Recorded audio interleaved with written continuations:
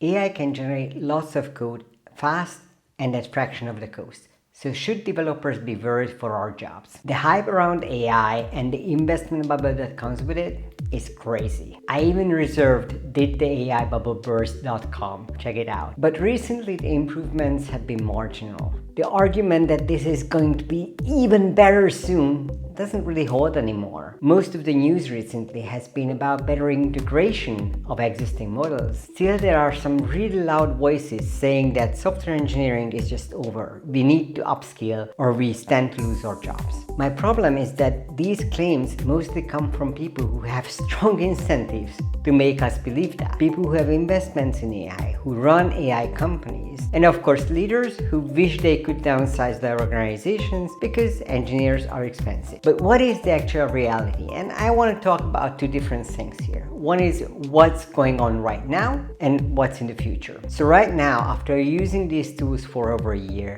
I don't feel like they have been much of a game changer. They are useful tools, but they are mostly replacing copy-pasting code.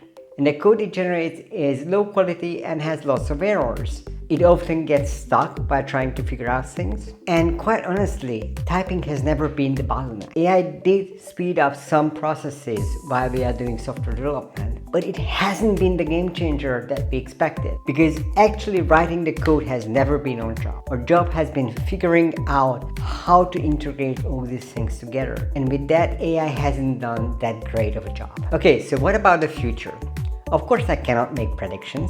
It might be that tomorrow there will be a new model that will be absolutely revolutionary and will change the whole game. But for now, I don't think that's gonna happen. And of course, AI has this tendency of improving in bursts. Usually a couple of years go by without any significant improvement, and then suddenly there is a huge jump. And that jump happened about 1.5 years ago with LLMs. But with the current wave, I think this is what we got. And for something better to happen, we will need new technology. But let's assume there will be such a new amazing technology. I'm still not really afraid for my job, because I think engineers are here to solve the problems that we cannot automate yet. And I don't mind if solving problems doesn't come with actually typing code. I don't mind if I have to learn something new, because that's what I've been doing all my life. As long as there are problems that machines cannot solve, I will be here to help those machines solve those problems. And when they can solve all problems,